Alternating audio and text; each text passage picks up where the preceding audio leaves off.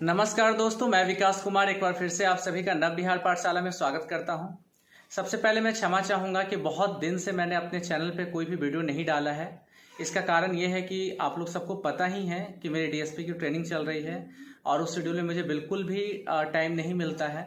लेकिन जैसे ही 69 बीपीएससी का नोटिफिकेशन आया और चला तो मुझे लगा कि 69 बीपीएससी के प्रीलिम्स को लेके एक गाइडेंस वीडियो डाल दिया जाए। साथ ही हम आज की इस वीडियो में इस विषय पे बात करेंगे कि बीपीएससी जो 65, 66 तक जैसा पैटर्न था उससे इस अब तक में बहुत ज़्यादा बदलाव हो चुका है। बदलाव किन किन क्षेत्रों में हुआ है? पीटी में भी, मेंस में भी और ऑब्वियसली इंटरव्यू में भी पूछने का स्टाइल चेंज होगा। आज की इस वीडियो में हम 69 बीपीएससी के प्रीलिम्स पे बात करेंगे। तो सबसे पहले ये बात करते हैं कि क्या क्या बदलाव हुआ है।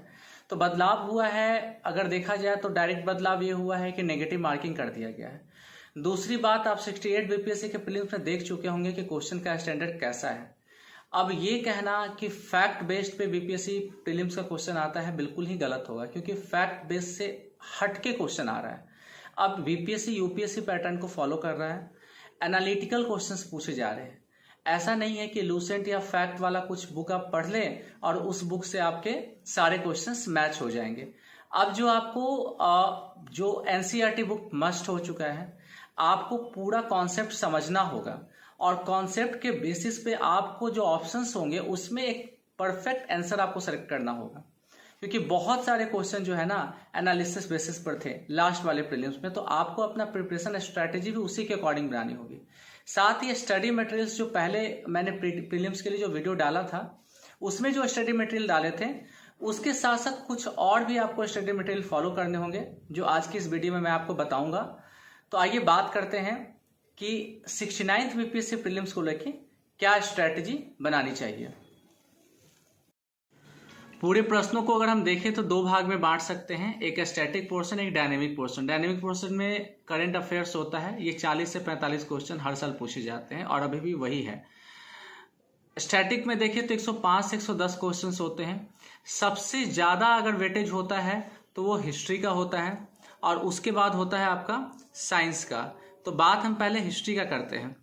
हिस्ट्री में देखिए 35 से 40 क्वेश्चन पूछे जाते हैं, बहुत ही इंपॉर्टेंस रखता है। अगर हिस्ट्री में आप 90% क्वेश्चन सही कर लेते हैं तो आप पहले ही अपने आप को सेफ जोन में रख लेते हैं।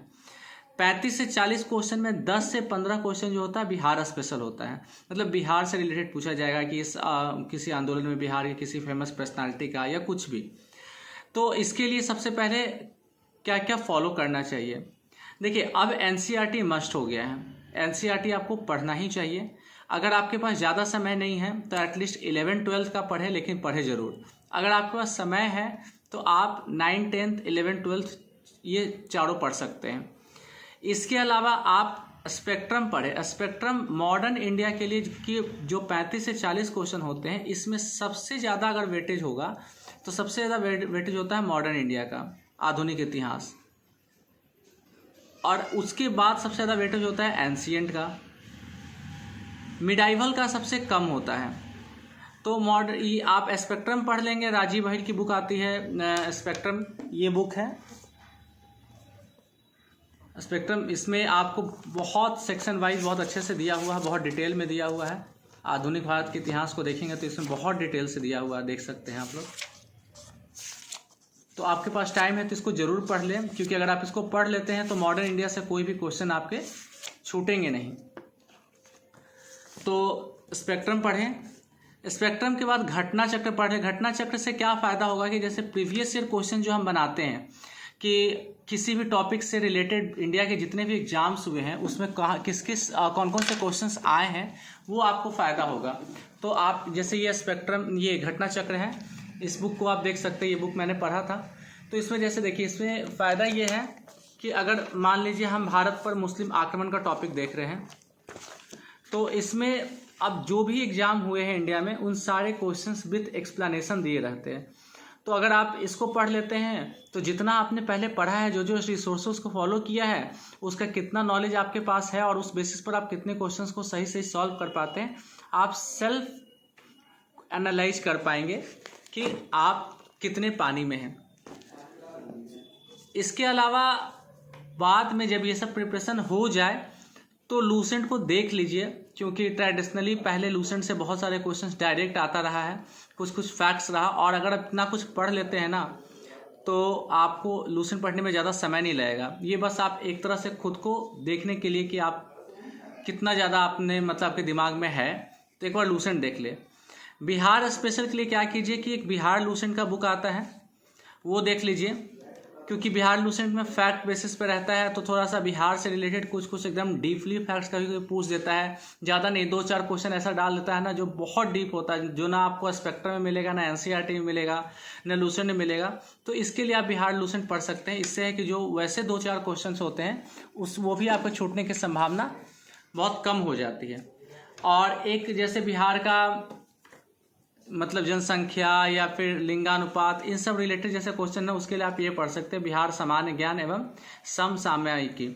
इसमें जैसे देखिए इस टाइप से क्वेश्चन दिए रहते हैं, स्थापना हुआ, प्रतीक चिन्ह हुआ, कुल वन क्षेत्र हुआ, गैर कृषि कर्म, मतलब सबका परसेंटेज वाइज दिया हुआ है। शिक्षा से रिलेटेड, बिहार का आर्थिक परिचय, राजनीतिक परिचय, हर डिस्ट्रिक्ट वाइज उसका क्या क्या विशेषता है वो सब दिया रहेगा। इसके अलावा फिर आपको प्रमुख झरने, जलकुंड, बिहार की मिट्टी, जलप्रपात, ये सब क्वेश्चंस रहेगा। तो आप इसको पढ़ सकते हैं। ये पतली सी बुक होती है, इसमें बहुत ज़्यादा समय नहीं लगेगा, एक दिन में आपका हो जाएगा। तो ये अगर आप इसको ये पढ़ लेते हैं, पूरा देख लेते हैं, तो बिहार स्पेशल जो भी क्वेश्चंस आएगा वो आपका छूटेगा नहीं। और ये सिर्फ हिस्ट्री का ही पोर्शन कवर नहीं करता, ये आपका इसमें history, geography, economics, polity, Bihar से स्पेशल जो है ना वो सब कुछ कवर करता है। जैसे बिहार की अर्थव्यवस्था एवं उसके नवीनतम आंकड़े, तो ये सब आप पढ़ सकते हैं। एक बार देख लेंगे तो इससे आपका क्या कहता है, जो कुछ कुछ क्वेश्चन आते हैं बिहार स्पेशल जो बहुत डीपली होते हैं, वो आपके छूटने के चांसेस कम हो जाएंगे। तो आप इसको एक बार देख लें, मैंने देखा था। तो इस तरह से आपका ये बिहार सामान्य ज्ञान देख सकते हैं। ये अपडेटेड वाला ले लीजिएगा, क्योंकि ये जो मैंने जो बुक दिखाया है ये तो मेरे टाइम का है, जब मैंने पढ़ा था, तो ये आप अपडेटेड वाला ले लीजिएगा। अब बात करते हैं साइंस का। देखिए साइंस में 30 क्वेश्चंस आते हैं, और अगर हम कंपेयर करें 68 यूपीएससी प्रीलिम्स में, तो जो साइंस के क्वेश्चंस जो पहले लूसेंट से 90%, 99%, कभी कभी 100% मैच करते थे, इस बार उतना मैच नहीं किया है। ये फैक्ट है, आप खुद उसको मैच करा कर देख सकते हैं।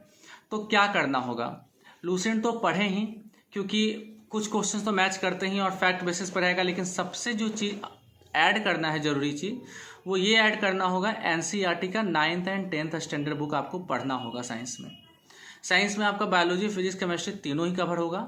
9th एंड 10th स्टैंडर्ड का साइंस का बुक जरूर पढ़ें, लूसेंट पढ़ें। स्पीडी का भी साइंस का जो फैक्ट बेसिस क्वेश्चन होता है वो पढ़ लें, और इसके अलावा घटना चक्र लगा लें। घटना चक्र वही होगा जो प्रीवियस ईयर क्वेश्चंस होंगे, तो आप खुद को मतलब एनालाइज कर पाइएगा कि कितना आपको आता है। और इन सब जो मैं बता रहा हूँ वो सब स्टडी मटेरियल को फॉलो करने के साथ साथ आप लोग टेस्ट सीरीज जरूर लगाते रहें।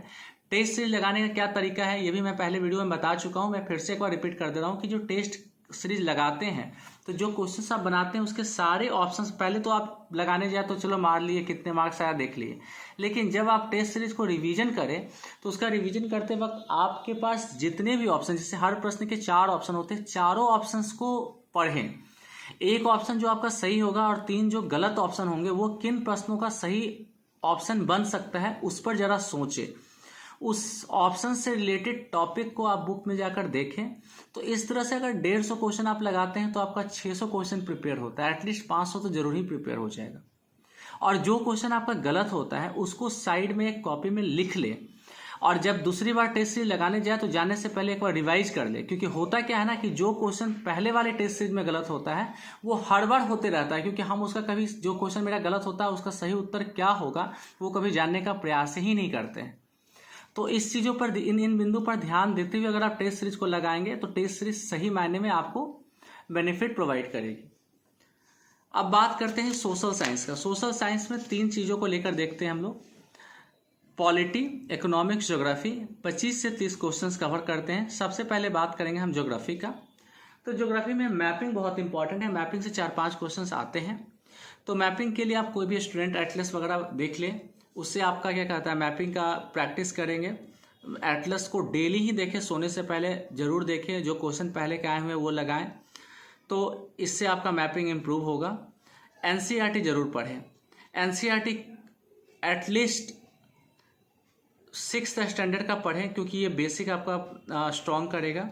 इसके अलावा आप 11th-12th का पढ़ सकते हैं, या फिर समय है तो आप सारा ही पढ़ सकते हैं, क्योंकि एनसीईआरटी बहुत मस्ट है। और जिसका ऑप्शनल ज्योग्राफी है वो तो 6 से लेकर 12 तक का पढ़ें, क्योंकि 6 से लेकर 12 तक का पढ़ेंगे बहुत ज़्यादा समय नहीं लगेगा, लेकिन अच्छे से जब आप पढ़ेंगे तो आपका वो ऑप्शनल में भी हेल्प करेगा और साथ साथ पीटी में तो करेगा ही करेगा।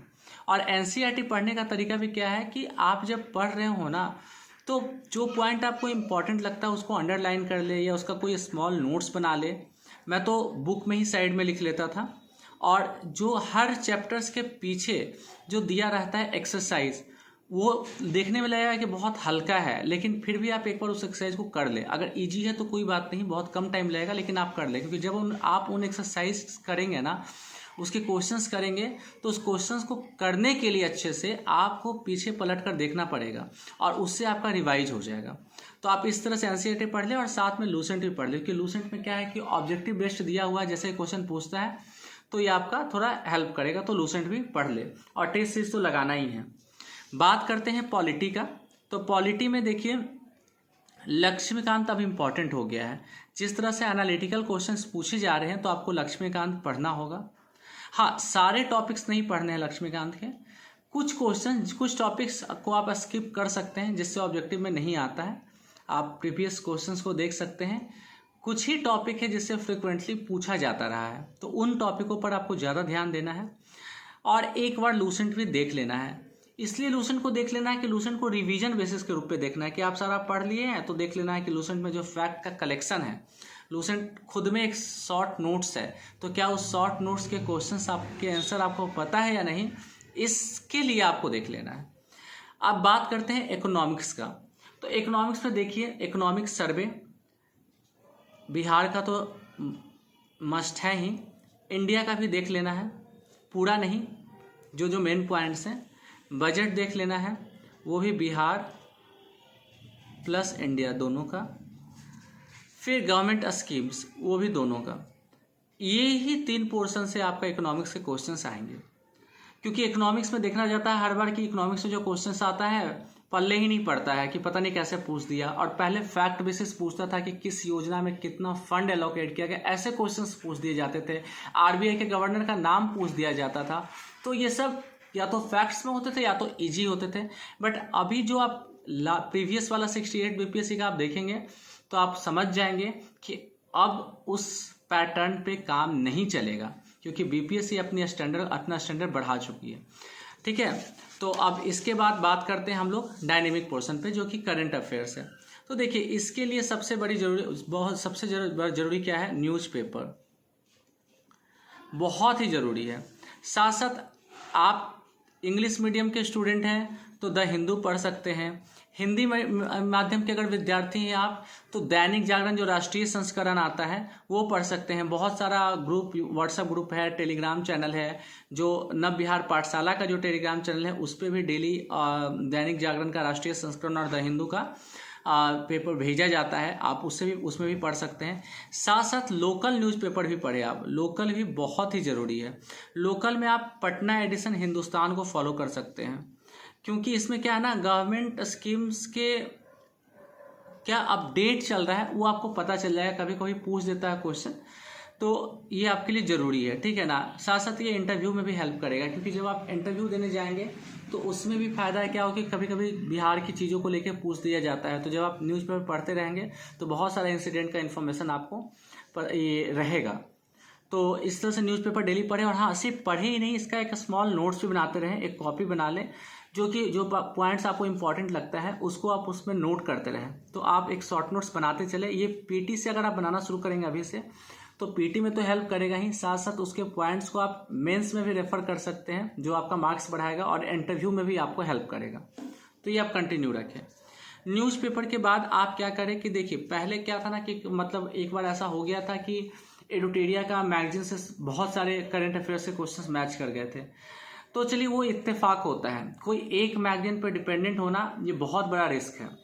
तो आप क्या कीजिए कि जो मैगजीन फॉलो करते हैं वो करिए, उस पर मैं कोई कमेंट नहीं करना चाहूँगा, लेकिन साथ साथ आप जैसे न्यूज़पेपर के करंट अफेयर्स को तो फॉलो कर ही रहे हैं, कुछ और भी मटेरियल्स को फॉलो करें। जैसे आप ऑनलाइन तैयारी जैसे ऐप आता है, इसका भी फॉलो कर सकते हैं, या फिर यूट्यूब पे कई सारे जो करंट अफेयर्स वाला डेली वाइज वीडियोज आते हैं उसको आप फॉलो कर सकते हैं। प्रीलिम्स को लेके कई सारे फैक्चुअल क्वेश्चन आते हैं, उसको फॉलो कर सकते हैं। दृष्टि IAS का वेबसाइट है, उसको फॉलो कर सके।